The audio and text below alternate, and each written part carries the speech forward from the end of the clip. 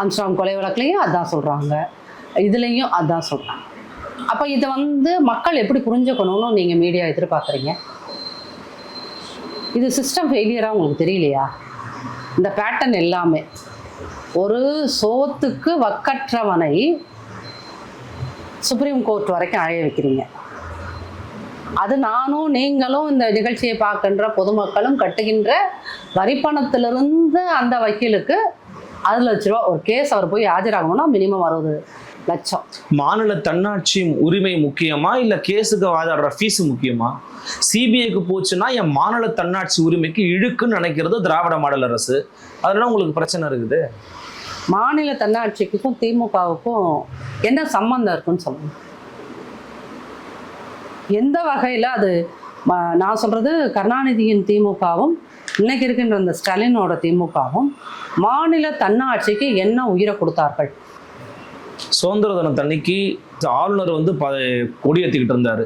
அதை மாற்றி முதலமைச்சர் கொடியேற்றலாம்னு மாற்றினவர் ஐயா கருணாநிதி தான். சரி, உங்களுக்கு வரலாறு தெரியும்னு நினைக்கிறேன். சரி, ரெண்டாவது மாநில சுயாட்சிக்கு நாங்கள் தான் வெட்டினோம், முறித்தோம், அள்ளினோம், கொட்டினோம்னு ஒரு கதையை வந்து ரொம்ப வருஷமா சொல்லிட்டு இருக்கீங்க. 50 வருஷத்துக்கு மேலே ஒரு கதையை சொல்றீங்க.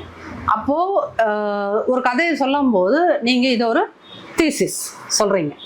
அப்போ எங்களை மாதிரி ஆட்கள் ஒரு ஆன்டி தீசிஸை கையில் வைக்கிறோமா? என்ன இந்த திமுகவோட பதில்? மாநில சுயாட்சிக்கு நீங்கள் என்ன பண்ணீங்க? 69% இடஒதுக்கீடுக்கு நீங்கள் போராடினீர்கள். சட்டப்படி அதை வாங்கி கொடுத்தீங்களா? இல்லை. காவிரியை மீட்டு கொடுத்தீங்களா? இல்லை. முல்லை பெரியாருக்கு ஏதாவது பண்ணினீங்களா? ஒன்றும் கிடையாது. கச்சத்தீவுக்கு இது எத்தனாவது தீர்மானம் போட்டிருப்பீங்க?